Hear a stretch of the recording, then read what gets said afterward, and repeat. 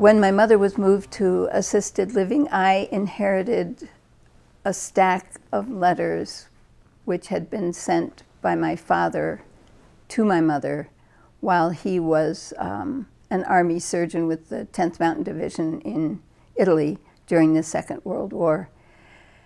I read the letters and I wrote a series of poems, some of them in my voice, some of them in my father's voice.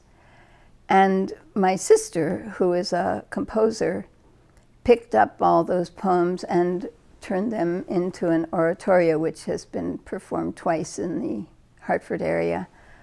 As a result of that collaboration, we grew closer not only to each other, but to Dad. I mean, we understood what had happened, which was that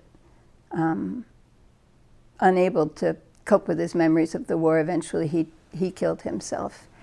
And I thought I understood, but it took me until this year, I think, finally to get it.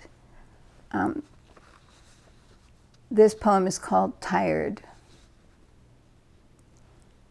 At the top of our hill, you stretched and stretched to plant the hoe, uprooting the shallow remains of last year's crops, rhythmic and shaded against the tentative blue of a late April upstate sky. Mom knelt at her garden below, worrying annuals in among the rampancy of iris and phlox in the part of her world she could make beautiful. Both of you went silently about your work. Funny, this chore you chose to do alone. In other ways, you let us build our characters, mucking the stall, watering chickens, and feeding the sheep. But this kind of work, this growing things for the hard ahead, you always did by yourself.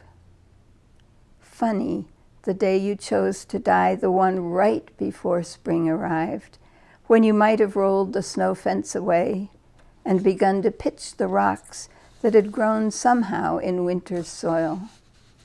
I wondered why you'd leave with your garden promising. But this year, I think I might begin to understand.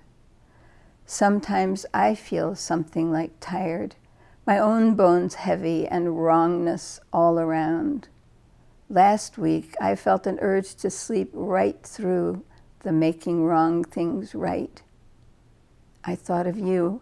I thought, oh God, you were so tired, too tired for simple rest, too tired to try on hope again. I think I know you only knew you needed to sleep. You slept, and I swear I hope the sinking was kind, like a soft old chair with arms.